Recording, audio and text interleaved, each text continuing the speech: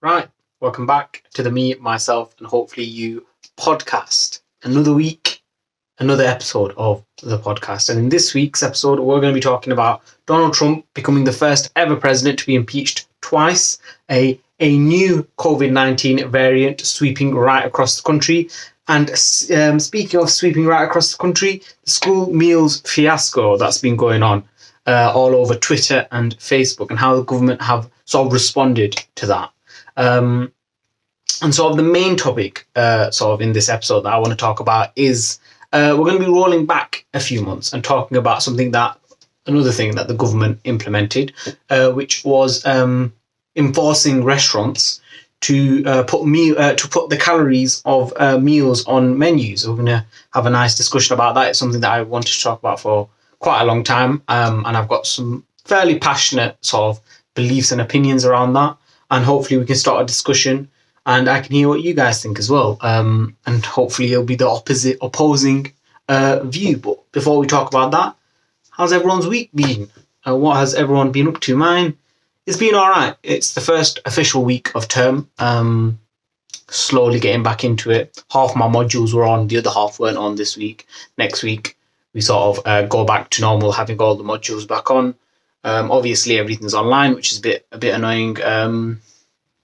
Yeah, it's not that bad. Got a lot of reading to do, which is great. No, it's not really great. It's just annoying. And yeah, just getting back to normality after the long Christmas break. I mean, what day is it today? Like the 18th or something. So Christmas feels like it was ages ago. I mean, it's going to be a month since it was Christmas, which is mad. And then before you know it, January will be over and we'll be in February. And then before you know it, we'll be in the dreaded March where everything sort of happened last week. But yeah, it's been an all right week. I've not been very kind of consistent with my sort of weight loss journey. I mean, I've done quite a bit of cardio. I ran once this week, which wasn't very good, but I did on 3 other days. I did cardio at home. It's too cold, man. It's freezing. I really need to just get out there, but it's freezing outside and I just can't be bothered, so I just do it inside, which is better than nothing, obviously. But I mean, I prefer running, and I want to improve my running, like I said in last week's episode, about sort of trying to get 10k in roughly an hour. So I need to get back on that, which so that's going to be a bit annoying. And in terms of like the consistency, in terms of what I'm eating, that hasn't been all that good. I had 4 really bad days where I ate way too much, and then the last 2 days have been good, trying to get back on it. I mean, I can show you right here. You can sort of see how many sort of black boxes there are, right across. Well, I mean, this is the last 10 days so far, and you can see sort of 4 black boxes there. Those are the 4 really bad days, and then we've got 2 good days. You can sort of see, like, in general, the last 3 months haven't been a very good 3 months. There's a lot of black boxes here. I mean, the first 1.5 months have been good. I've been consistent running. I mean, there's basically, per day, there's 2 boxes, right? One box represents sort of calories, whether I'm eating 1,500 or less, and the other box represents whether I've done some form of exercise.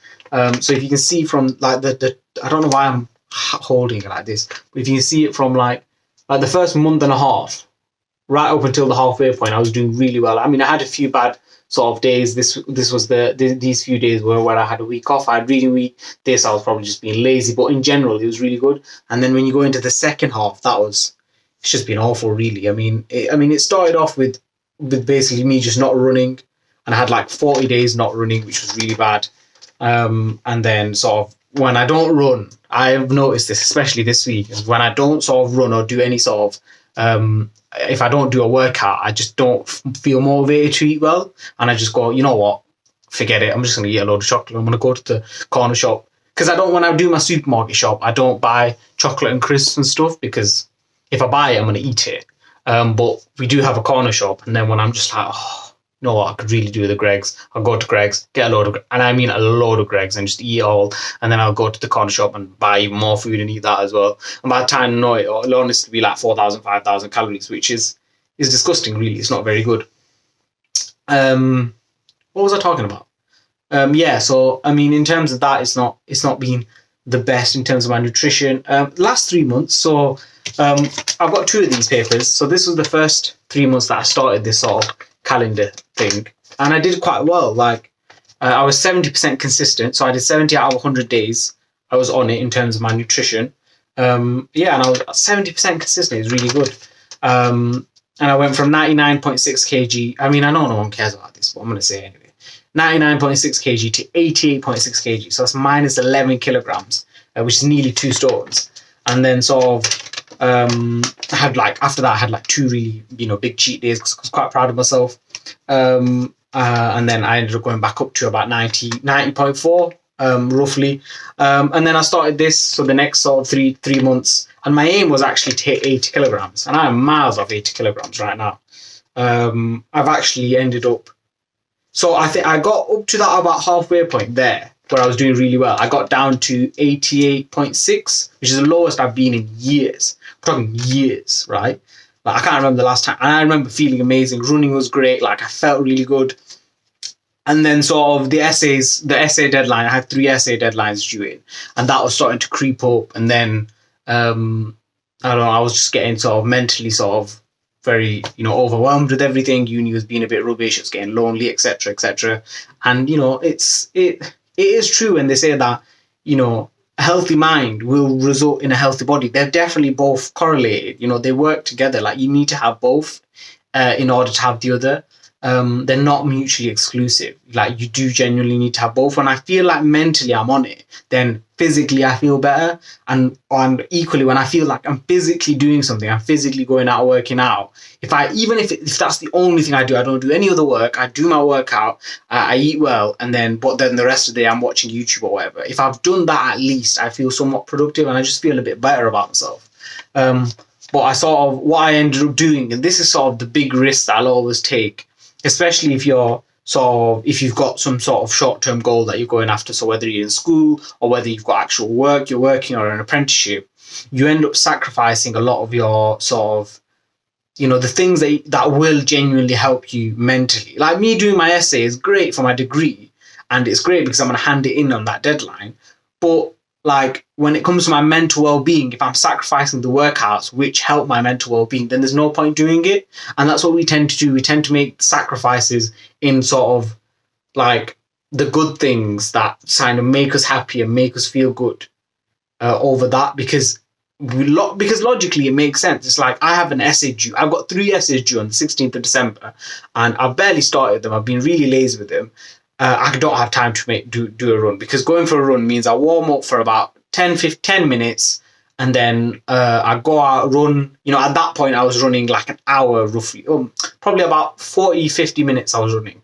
So I'd run for 40-50 minutes, so already that's an hour. Then I'd come back, I'd need to rest my legs for at least 15 minutes, then I'd have a shower for half an hour or 20 minutes. And that's an hour and a half, get changed again. Then after I get changed, I want to just sort of relax a little bit, go on my phone. Roughly 2 hours, maybe even 2.5 hours where I'm not doing my essay.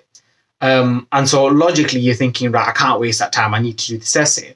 But when you don't go out and run, you just don't feel more like all those days that I took off, right, and didn't go out and do my workout. I didn't do any of my essay. I was still being lazy. Like, because I hadn't done that sort of thing that got my brain boosted up and got me ready for the day, even though it might have been at the night time that I did the workout. It's like, you just don't feel like it uplifts you and gets you ready.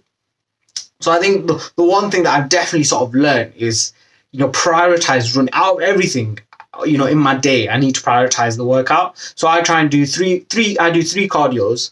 I want them to be running. I don't want to do anything else. I just want to run. The home workouts that I did 4 cardios this week. Did I do 5? How many cardios did I do? I might have done 4, and I think I'm going to do one after this as well. So it might have been 5. It might be 5 altogether, actually. But yeah, so I like do at least 3 cardios and 3 strength training. So I do a full body strength training, and I do a 3. I know no one cares because I'm, like, if I was some like 6-pack bodybuilder, then you'd probably be like, you know what, I want to know what Tarek does. I'm just a little fatty that's, on a journey to lose weight. But you might be in the same position, or you might be in a position to gain weight, or you might be in a position to improve your fitness goals. But anyway, that's not the point. The point that I'm trying to say is, I've got three cardio sessions a week, 3 strength training sessions a week, and that's what I try and do. And I just need to prioritize those, because when I get those done, I am much less likely to not overeat and have too much, because if I go for a run and come back and like I know how painful that run was at one point, like my legs were hurting, you know, and I really went for it.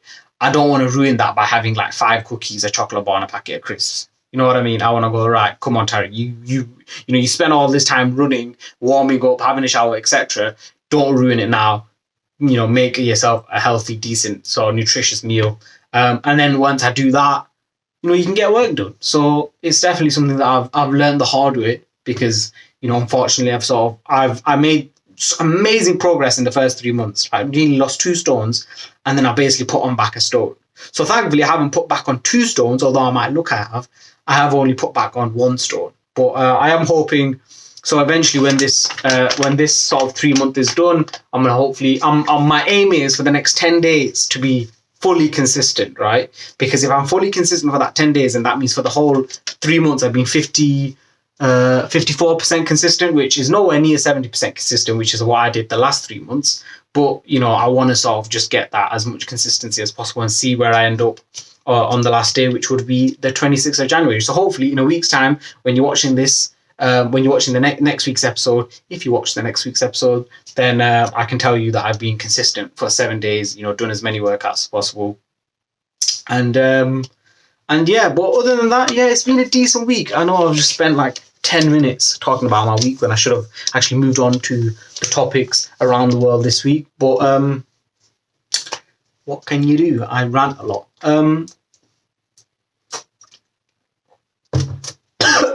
Oh my god. Swallow this. This ain't professional, man. I've just swallowed on my drink.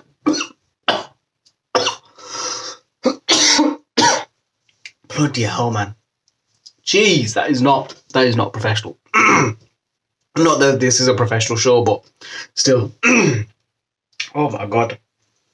You know when you just swallow your drink and it goes down the rock hole? Oh man, that hurts. Oh. That was not very good. I have also been thinking about, I put a poll up on Instagram about potentially starting like a little sideshow to this. Like a football sort of show / podcast. And I sort of want to get like different fans of different teams on and just have a chat with them, talk about the season so far. If you're not interested in football, then I do apologise. But just talk about the season so far and just any interesting topics around it. I don't want it to be heavily United based, although I do support United. Obviously, I'll talk about them a lot and I'll know a lot more about them than other clubs. But I just sort of want to get fans of other teams on. You know, for example, I want to get, you know, a Burnley fan on. I've got a Burnley fan in mind, and just talk about sort of the new ownership on what fans are expecting and Sean Dyche and etc. You know, hopefully I can get a Bury FC fan and just, you know, learn more, because, you know, I don't know what's happened. I still don't know fully what happened with Bury and why they got liquidated. So I want to learn a bit more about that. And just in general, so I'll just learn more about football and about specific teams, I guess. And whilst learning about specific teams, also ask them about what's going on right now in football and sort of the different sort of topics. And so hopefully, you know, you guys will be interested in that, or someone will be interested in that, or no one will be interested in that. I don't know. But I mean, first of all, I need to learn how to get guests on. And speaking of guests, we didn't actually manage to do it last week. I know I said last week I'm going to go on the Hypothetical Boxing podcast and we're just going to have a chat about stuff, but we didn't manage to do it. But hopefully we are going to be doing it this week, and it should be quite fun. And we're just going to sort of talk about podcasting in general, have a chat. I've never really spoken to Ismail before, so get to know him, have a catch up with James, haven't spoken to him, and then hopefully they can come on my podcast and, you know, we can sort of exchange whatever. And, you know, hopefully you'll enjoy that. So yeah, that's what is in the plan. I don't know when that episode's coming out, by the way. It might already be out. If it is already out, I'll put it in like a link in the box, the description thing below. But yeah, what's going on that drink is still killing me. What has been going on this week? I mean, the sort of big thing that's happened across the pond is that Mr. Donald Trump got impeached twice. So if you don't know what sort of impeachment is, it is essentially one sort of It's so in the UK we have the House of Commons and the House of Lords. They're two separate. They've got two different people in them, right? I'm not going to explain what the people are, just because it'll just take me ages. But they're two different houses. And in America, they've got something similar. They've got the House of Representatives, which is like our House of Commons, like our MPs, and then they've got their House of Lords, which is the Senate. Okay. Now, what happened was that their version of the House of Commons, their MPs, which is the House of Representatives, they basically are claiming that Donald Trump needs to basically go do one, because everything that happened in Capitol Hill the previous week, I'm sure you know about that. We had protesters storming into Capitol Hill and causing absolute chaos, and they're basically accusing Donald Trump of saying that he started it, or he sort of incited and encouraged these groups of people to go in there and basically cause chaos. And so because of that, they feel like he's not suitable to be the president. And so their plan is to get rid of him as president, put in his vice president, who is Mike Pence, and make him president until Joe Biden can come in, just so it's an easier transition of power. So essentially it's like, you're a bit of a knobhead, Donald Trump, so you can do one. Your vice president is also a bit of a knobhead, but he's less of a knobhead. So we're going to bring him in, right? And so then he can transfer the presidential power over to Joe Biden. Because in America, you need sort of one president to hand over the power to the other next president and all that jazz. So, I mean, that's essentially what they're sort of trying to do. And he's the first president for it to happen twice. It's happened before. But in order to actually fully be impeached, you need both houses to agree to the impeachment. So last time, the House of Representatives impeached Donald Trump, but the Senate didn't impeach Donald Trump, right? Because they were like, nah, he's not guilty. This time, it is very, very likely that the Senate would impeach Donald Trump, but there has to be a vote, and when that vote happens, that could happen like a million years from now, and then be essentially pointless. So that is what happened in America. And then in other news, we've got another variant, which, I mean, it's not surprising. When they sort of announced the South African variant, it was quite obvious that we were going to get different variants of this virus. And I think that does confirm that this virus is here to stay. And I think we kind of all know that by now, that this virus, coronavirus, I said it like Cardi B then, coronavirus, that wasn't even a good impression, but the virus is going to be here probably forever. Now, I don't think we'll be sort of, wearing masks forever, and I don't think we'll have these restrictions, but it'll get to the point where essentially it'll be like the common cold or the flu even. And they did say that, the experts did say that initially at the beginning of the whole thing back in March last year, that it is going to get to a point where it'll become very common. So that was common knowledge. That it doesn't get talked about enough. Essentially, everyone sort of is assuming that us having all these lockdowns is going to get rid of this virus. This virus ain't going anywhere. This virus is here to stay, and it might not necessarily be that certain strain, but it will definitely sort of evolve. I mean, the fact that we've got a Brazilian variant and a South African variant, we'll probably get a German variant and then the British variant, and then it'll just there'll be loads of variants from it. But hopefully, again, the vaccine is continuing to be rolled out. We're rolling it out quicker than the rest of Europe, which is a good sign, but we need to roll it out a bit quicker, I'd say. And a lot of people are saying if we want to get back to normality as soon as possible. I mean, and I sort of said it in last week's episode, we will slowly get back to normality.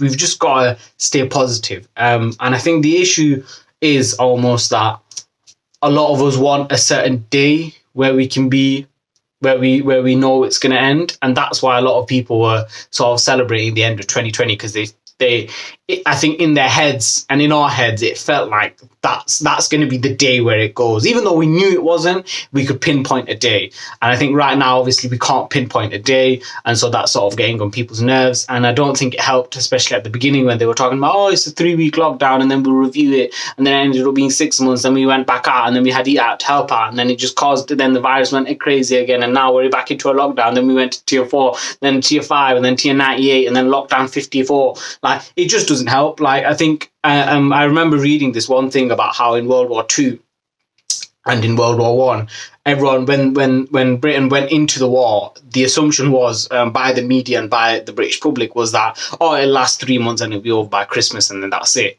And because everyone had that assumption, and then when it wasn't over by Christmas and it was lasting years and years, people just went crazy. Like, they just went absolutely mental. And I think rather than thinking, right, it's going to be over by this period or by this date, which I'm guilty of, I keep on saying it, right? I have a sort of date that I think it'll be over, but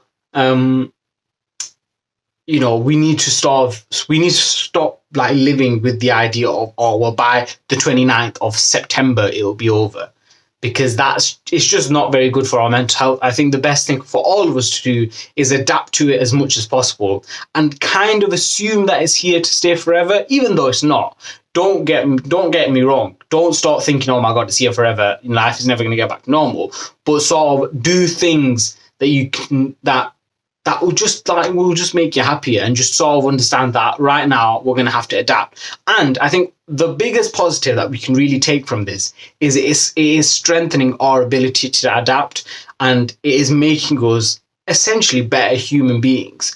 Not just because we're becoming more grateful for so many things now, but also because we are now learning to adapt a bit more. Like, this is the craziest thing that's ever happened, to our lives, to our parents' lives, and since World War II, really. And so, like, we are, we're going through something in history which is pretty mental, and something that's for the history books, which is pretty mental. But also, we're learning to adapt, and like the skills that are the ability to learn to adapt now is definitely going to help us in the future. 100%. Like, we are learning to adapt in an environment that is at least seems unadaptable. Like, how can you? But we are doing it, and props to us all. And even to like the people that are still going to work and still have a job, and maybe they're not having it as bad as other people, but still feel a bit crap. Like, you still have a right to feel crap about it, because everyone has their own struggles, and especially over the last year, everyone has been having their own struggles. I was listening to the Jackmate podcast, which is a brilliant podcast, and it was with Peter Blexley. I'd definitely recommend that episode. It was he's an undercover police officer, and he was talking about how he has this friend who has this really nice house, really good salary, really nice garden, etc., etc. You just middle class. He hasn't massively been affected by the virus compared to other people, and that friend was telling him about how he feels guilty for feeling so depressed and shit about himself. Like, and that's such a sad thing, because you should never feel guilty about feeling bad, because and it happens because we were taught, it's like, we're taught that we can't feel sad unless we're majorly depressed, or unless we're diagnosed with chronic depression. We're not allowed to feel sad, because we're taught it can always be worse. And that is true. It can always be worse. And that is something that you should take into account when you are sad, that it can always be worse. And this isn't the worst thing, you can improve. But to take it in a different direction and go, oh, well, I shouldn't be sad because, people are dying. Yes, people are dying. But, and I sort of said this in the first episode, is you have these people coming out and saying, this generation has it easy and all this other crap. When, unlike the World War II generation, all the blah, blah, blah, and they had to go fight in the war. And yeah, that's great. They had to go fight in the war. But why are we talking? How is that going to help us? Just because the past had it worse doesn't mean that we shouldn't try and improve the future and the present, right? That's like saying, oh, well, we didn't have phones back in my day. Well, right, so should we just not make phones? Should we not try and improve life? Because surely that is the whole point of living, is to sort of experience problems and try and solve problems so that in the future those problems don't exist, And so we all sort of should, try and remember that we are feeling a bit crap. It is okay to feel crap. And I know it's a bit of a cliche, especially nowadays, because everyone says it. But just because everyone says it doesn't mean everyone feels it. Like, even if you have been so lucky that, you don't know anyone that's died from COVID, you've still got your job, you're still earning money. Maybe you're earning even more money than you were before the lockdown, right? And you actually, but you still feel a bit bad about yourself. It's completely okay. Talk to someone, talk to me, talk to Bob, talk to Michael, talk to your neighbour downstairs. Why would your neighbour be downstairs? Talk to your neighbour next door. That's where your neighbour would be, whatever. And yeah, like, just talk to people.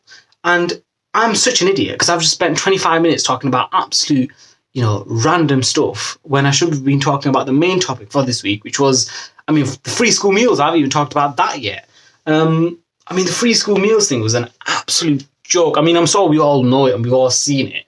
The sort of, ridiculous amounts of food that that people are getting. Like, it's meant to be £30. It doesn't look more than £2.50, to be honest. And it's so stupid because, the government have, outsourced this. They've gone to a company and gone, right, we want you guys to do this because we feel like you've got the ability to do it and you've got the right people to do it. And they've just completely messed up. Half bananas, tuna in a bag, dried tuna in a bag, half a pear. Like, it's just completely ridiculous.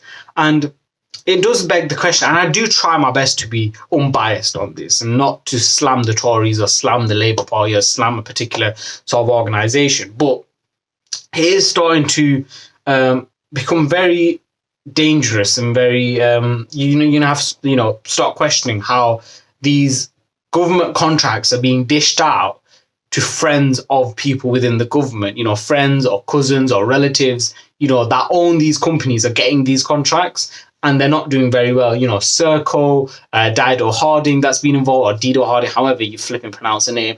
People that donate a lot of money to the Conservative Party are getting really, these top jobs. It's very, very dodgy. And I think this little school meal thing has definitely sort of tipped everyone over the edge. And so I've gone, what are you lot doing? Like, and the thing that makes it worse, and like the reason why there's even more of an uproar than there normally is when it comes to things like free school meals, is because people know that this is their taxes are paying for this. Their taxes have paid for that, have given £30 for that family to get £30 worth of food, and they've not received £30 worth of food. So where the hell is that extra £25 or £20 that has clearly not been spent gone, right? Whose back pocket has it gone into? It's ridiculous. And it's such a good opportunity for the government, right? For the government to provide nutritious and good, healthy meals to these kids. It's so stupid how sort of, earlier on, during the Eat Out to Help Out, the government came out with sort of this nutrition plan and healthy eating plan whilst doing the Eat Out to Help Out. That in itself was a massive contradiction because the Eat Out to Help Out, I don't know how, like, we've sort of talked about it already, but just the contradiction between it, you've got the government saying, yeah, let's eat healthy, but also, here, we'll pay for half your McDonald's. How does that make sense? Completely stupid. And sort of, the free school meals is an opportunity. Like, provide these, parents who need these free school meals to feed their kids, provide them with, fruits, vegetables. They don't have to be fresh. You don't even need fresh vegetables anymore. You can have canned vegetables and canned fruit, which, isn't the best as the actual fresh stuff, and maybe isn't as nutritious as the actual fresh stuff, but it's better than nothing. It's better than chocolate and crisps and, microwavable meals and whatever. And there's nothing wrong with them, but you do need some sort of nutrition in your system. And if you get these kids, right, and you give these parents, like, my whole plan would be give these parents, fruit, veg, a couple of snacks, all that sort of stuff. Give them like big meals, and then give them some recipes on a piece of paper that they can use with those. Essentially like those food boxes that you can get online, like where you get every month you get a food box and they give you a recipe. Like, do that. I don't know why the government didn't just go up to those companies and go, here, we'll pay you, send this out. Like, it's so stupid. But like Hello Fresh and all that stuff, I have wanted to try them because I've heard they're actually quite good. I do want to try them, but I still haven't done that.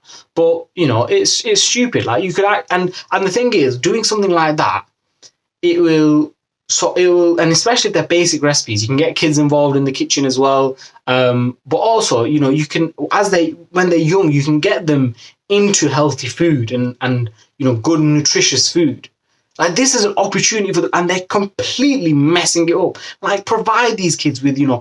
They're giving the food. It's just not the right amount. Like half a pepper bell. Like, what? How? Like, why? Why would you give half a? Like, it doesn't make sense. It's so stupid. Right? It was completely ridiculous. Like, use this as an opportunity to go, right, we're going to have to spend this money. We don't want to spend this money, but we're going to have to because we're in a pandemic. Okay, well, how are we going to take advantage of the situation? Well, we're going to give these parents, we're going to give them, a load of food, but we're going to give them recipes, we're going to give them healthy stuff. And like, get these kids into healthier meals and like, veg and all that sort of stuff, because that is going to help in the long term. Because, obesity and unhealthy eating in this country is ridiculous now. Like, it's gone crazy. Like, if you look at the rates, and if you look, we are getting closer and closer to America. A few years ago, we used to take the mick out of America because of how, big your average person was over there and sort of how unhealthy they were. We're heading in that same direction. We're closing the gap between America and us in terms of obesity rates. And the amount of money that the NHS has to spend on helping people that are obese is ridiculous. It's stupid. It's millions of pounds are being spent on helping people that have got into a position where they're obese and they can't actually do anything, right? So not only are they not being productive in terms of contributing to society, but they're also taking a lot out of society. Now, if I tell you, there's always, the media love to scapegoat like immigrants and talk about how immigrants, come in and take the benefits and then they go and then send it all back to their country and they don't contribute to society. Well, no, we've got an obesity problem, and it's not necessarily the people who are obese, because they've got into that position because of multiple different reasons. Obviously, they have to take account. You can't just say, oh, it's not your fault. It's completely okay. Like, it's everyone else's fault. Of course, you have to take account. If you ever want to lose weight, you've got to go, I've done this to myself before you do anything. And that's with anything else. If you ever want to do anything in life, you've got to go, I've got to do it. No one else is going to do it for me. But so much money is being spent when if you have these kids growing up on healthier meals, they're going to grow up eating them, and they're not going to get overweight, and they're not going to get, extremely large, and they're going to be able to contribute to society, and they're going to be able to pay taxes, and they're not going to have these, hundreds of pounds or thousands of pounds worth of operations for them to just survive. It's not like, and these extremely obese people are not having operations, and then afterwards they're going back to contributing to society. They're having these operations just so that they can live, just so that they can still lie in their bed, because they actually physically can't do anything. They can't contribute to society in any other way. And it's our duty right now to help to prevent younger kids from getting into that position. And that takes us, a great segue into, the whole sort of, having calories on your menu. Now, for someone who tracks calories, it was the best thing ever. I was fully up for it. I was like, yes, finally a government policy I can properly get behind. I'm fully up for it because I track my calories. And the annoying thing is when you go into a restaurant, you've got to sort of, looking up, how many calories in this from Wagamama's, how many calories in this from Nando's. And it's just so annoying. But to have it in your menu is brilliant. Now, the argument there was that people who have sort of food-related issues, anorexia or just anything, like that, it'll just end up going worse for people. And I find that argument so interesting, and I really want to do more research on that sort of argument, because when you have those sort of, the amount of people, my opinion on this, and it can definitely be changed, I'm completely open-minded for it to be changed. My opinion on this is sort of, I would say there are less people who have food eating problems than there are people who have overeating problems, if you know what I mean. And we live in a utilitarian society. We live in a society where it favors the most at the end of the day. We vote, whoever gets the most votes, is in power, wins. And so you've got to appeal them because you're never going to be able to appeal everyone. And you've got to be able to sort of, help, people. And there's in terms of whatever problem that's on the table. The problem on the table now is obesity rates. Well, how can we decrease obesity rates if more and more people understand how the food that they're eating, calories? Like, I only ever started understanding calories a few months, well, probably about a year, 2 years ago. Actually, probably about 2.5 years ago, yeah. At the end of year 11, I started thinking about calories. When I started to understand it more and I started to understand what's going into my mouth, I lost weight, but I also improved my knowledge on food, which is important because there's so much crap out there when it comes to food that to have, a better knowledge, and you don't necessarily, and it's so overcomplicated as well, food, and, there's a whole topic that you can do at uni called food and nutrition, right? I mean, I've met someone that's like a food scientist or whatever. Crazy job. There's a whole sort of topic because it's so complex. And when you look at labels, it's so complex. But whilst calories is so simple, you have to have a certain amount of calories in your day. And that's like your maintenance calories. That's the sort of calories you need where you feel satiated, you feel full, you can still, walk around. You won't lose weight or you won't gain weight. And then if you want to lose weight, you take a few hundred calories off your maintenance amount and then you lose weight. If you want to gain weight, you add more on. So it helps both sides, the people that want to gain weight or that need to gain weight because, they've got anorexia or other food-related issues. And it also helps people that want to lose weight because then they understand what's going into their body. That's my opinion, right? And I do want to do more research on this whole idea that it doesn't help people and it makes them more anxious about eating out. I think and again, I've done very little research and I'm just saying from my own personal opinion and sort of results that I saw from tracking calories is that it would be a good idea. And I think another thing that would be good at it, and people were sort of saying it's going to put people off from eating out.